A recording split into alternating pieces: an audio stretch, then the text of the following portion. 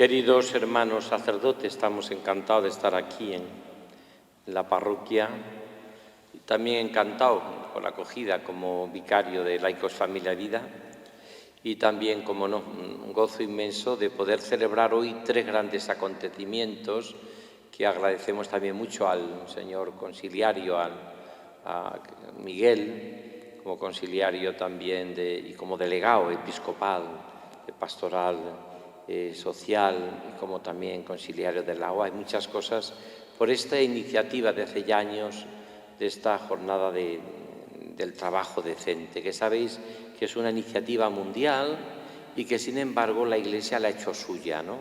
Sobre todo a través de las grandes instituciones de la Iglesia, apostolado seglar, Confer, por ejemplo, religiosos, Cáritas. Es decir, prácticamente las grandes instituciones de la Iglesia han hecho suya este día tan importante de la jornada del trabajo decente. Yo me acuerdo que ya lo valorábamos muchísimo y hacíamos pues igual que estamos haciendo hoy en Coria Cáceres, donde yo estuve unos cuantos años de obispo. Por otra parte, me parece un acierto que sea el día 7 de octubre, que es la fiesta de la Virgen del Rosario, una cosa tan sencilla, tan popular, pero que hay una frase que decía Juan 23, que decía Juan 23 que el rosario es el evangelio de los pobres. Él decía que el rosario era el evangelio de los pobres porque rezando el rosario uno se identifica con los misterios de la vida de Jesús, de dolor, de gozo, de iluminar la vida, luminosos y de gloria. Es como el misterio de nuestra vida. ¿En qué vida no hay dolor, no hay gozo, no hay luz en su vida o no hay ese gozo y esa gloria inmensa de haber descubierto el amor de Dios? A esto se suma también hoy otra jornada que estamos todo el día celebrándola, yo he celebrado ya en muchísimos momentos, de esta jornada de oración y de ayuno por la paz. También coincide hoy, porque un 7 de octubre fatídico fue cuando empezó esta tragedia de la guerra que cada vez va tomando, por desgracia, unas consideraciones muchísimo más graves y probablemente, como sigamos así, no sabemos dónde vamos a llegar. Cuando se empiezan las guerras y no se acaban nunca, ni se saben cómo se van a terminar, ¿no? Eso que dice siempre la Iglesia, con la paz no se pierde nada, con la guerra se pierde todo. Sobre todo pues con ese mensaje tremendo del Papa Francisco para que pidamos por la paz, y que el cardenal Pietchevala, que estuve yo no hace muchos años con él, muchos meses, poco antes de que estallase estuve yo en Tierra Santa con él. Entonces no era cardenal, era el arzobispo, era el patriarca de Jerusalén, como sabéis, y ya él estaba muy preocupado por la situación que se estaba viviendo en aquellos momentos. Mirad, yo os diría como tres claves, porque lo principal es que la Iglesia celebra esa jornada hoy del trabajo decente. Ya es una gracia de Dios tener trabajo. Una sociedad en que el trabajo es un bien escaso, pues casi también escaso como la paz y casi también escaso como tantas y tantas realidades que hoy nuestra humanidad adolece, ¿no? Por una parte ya es una alegría esta idea que está en toda la doctrina social de la Iglesia cuando ha hecho suya esta jornada del trabajo decente, y es dar gracias a Dios por el trabajo, porque dignifica a la persona humana, pero también pedir para que ese trabajo sea decente, es decir, sea un trabajo que verdaderamente dignifique a la persona, no la hunda y sobre todo no la haga mucho más todavía, por desgracia a veces, que no tiene ni se respeta al mínimo de los derechos humanos más elementales y de los derechos fundamentales de la persona humana, ¿no? Por eso yo creo, y va muy unido también todo esto a lo que podríamos llamar lo que es nuestra vida, ¿no?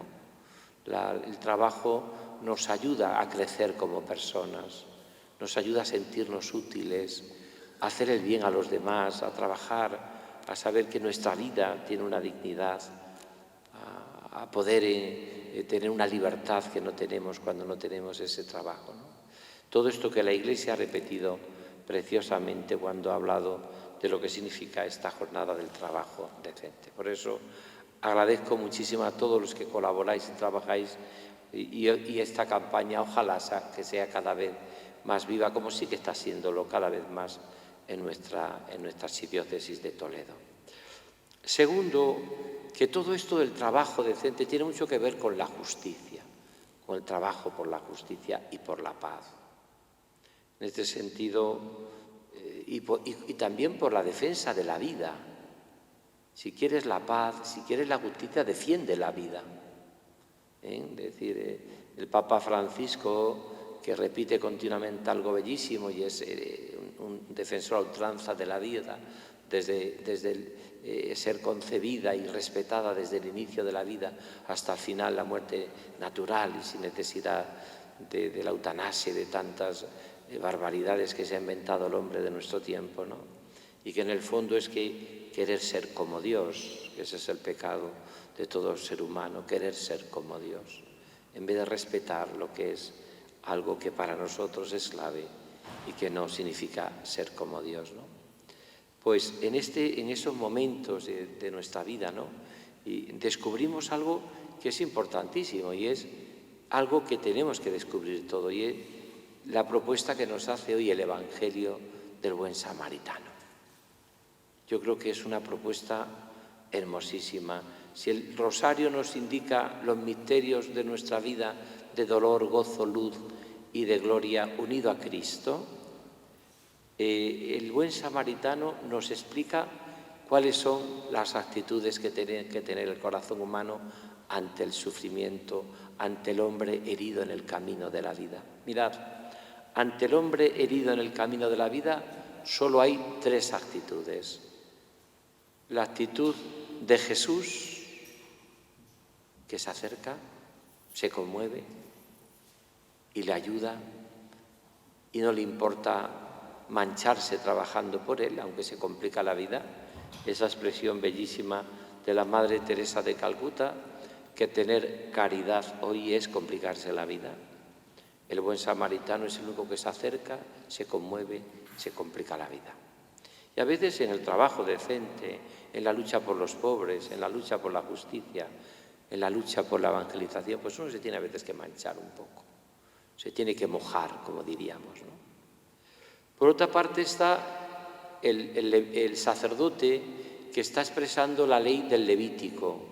Es el hombre del Antiguo Testamento que expresa la ley del Antiguo Testamento, que era que sabía que si se acercaba uno a un cadáver y le tocaba, quedaba impuro, que tenía que hacer unos rituales larguísimos antes de volver a entrar a la normalidad del culto del templo. Por eso mira a otro lado. Y por otra parte, el levita pues es lo mismo, es el hombre tipo de la humanidad de aquellos momentos, el hombre culto, pero que también lo que hace es no complicarse la vida. Este dice, mira, si me acerco es un simulacro, me echan a mí la culpa, me van a meter en unos líos, pues doy la vuelta. Cuando tuve que hacer yo y escribir un libro sobre la vida de Charles de Foucault, que lo titulé como Un viajero en la noche, me profundicé mucho en la espiritualidad de Carlo de Foucault y de todas las familias, las hermanitas de Foucault, las fraternidades de Euscaritas, todo lo que tienen ellos, ¿no? Y me impresionó muchísimo una cosa, y con esto termino, una cosa que decía la hermana Madeleine, que por cierto estuvo en las Urdes un tiempo viviendo, como estuvo en España un tiempo allá en el Ladrillar. Bueno, pues la hermana Madeleine escribió esto que es precioso.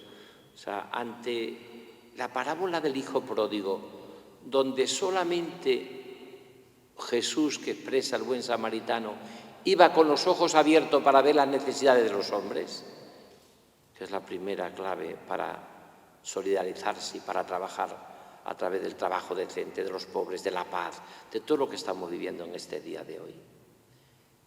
Pues lo que hace tanto el sacerdote como el levita, que es mirar a otro lado. No le importa a la gente que está en el camino, no le importa a los que sufren, no le importa nada. Miran a otro lado. Y por eso me impresionó mucho cuando leí los escritos de la hermana Madeleine y leí toda esta espiritualidad que ya había conocido, sobre todo a través de François Asís Itinerario espiritual, que aconsejo que leáis porque es uno de los libros más hermosos de la humanidad, sobre una espiritualidad de este hombre que vive también en Nazaret, en Jerusalén, entre los tuaregs. Pues fijaros lo que dice la hermanita de Foucault. Os pido, decía a las hermanas, que vayáis por la vida con los ojos abiertos, que atraveséis el mundo con la mirada abierta, con los ojos grandes, con los ojos que se fijan en las necesidades del mundo. Fijaros, eso era muy, como diríamos nosotros, muy espectacular en aquellos momentos, porque lo que más bien se hacía era que fuésemos por los caminos, por la vida, con los ojos, que está también, por supuesto, tiene también su sentido, con los ojos, si queréis, un poco mirando abajo, mirad la gente que tenéis en el camino, abrir de par en par los ojos por la oración y la contemplación, fijaros en los que sufren, no estéis al margen de las personas que viven a vuestro lado. No deis un rodeo, como hace el sacerdote y el levita, un rodeo. Y sin embargo, el samaritano, que era la persona que era para aquella sociedad el menos modelo de nada, porque sabéis que los samaritanos tenían dos grandes pecados, que por cierto en el diálogo con la samaritana con Jesús se lo va a decir, los dos grandes pecados que tiene. El primer pecado que tiene la samaritana es que es racista. Se lo va a decir a Jesús, oye, que tú y yo no nos llevamos, que tú eres judío y yo soy samaritano. Era racista. Y segundo, eran cismáticos en el culto. Ellos no adoraban en el monte Garizim, no adoraban en el monte Sión, adoraban en el monte Garizim. Se habían inventado su propio culto, se habían separado, porque Jesús se lo va a decir, claro, la salvación viene por los judíos, viene por el monte Sión, viene por el templo, viene por la revelación cristiana, por la revelación. Y un día se va a adorar en espíritu y verdad, es decir, en la Eucaristía, que vamos a celebrar. Pero es curioso que estamos celebrando, es curioso porque en el fondo, y esto para mí es lo más, Jesús le pone como modelo porque es la persona que pasa por la vida cercano a los que sufren. Es la persona que no mira a otro lado. Es el que no es capaz de ser indiferente ante el sufrimiento. Se conmueve ante el hombre herido en el camino de la vida. Vamos a pedirle hoy en esta jornada tan espectacular, en estos momentos, jornada del trabajo decente, la paz, el ayuno que nos dice Papa y la oración por la paz en esta guerra que se nos va de las manos, si alguna vez la tuvimos, que no se tuvo nunca, porque las guerras se saben cómo empiezan, pero no saben cómo acaban. Tremendo, ¿verdad? Pues vamos a pedirle al Señor que nos ayude, como decía la hermana Madeleine, a pasar por la vida con los ojos abiertos, sin, por supuesto, mirar a otro lado y descubriendo todas las necesidades de nuestros hermanos, en el mundo del trabajo, en el mundo del dolor, en el mundo de la guerra, en el mundo de migrantes, en tantas y tantas realidades como estamos viviendo hoy, y que lo que nos pide el Señor, como decía la hermana Madeleine, es atravesar la vida con los ojos abiertos a los que sufren.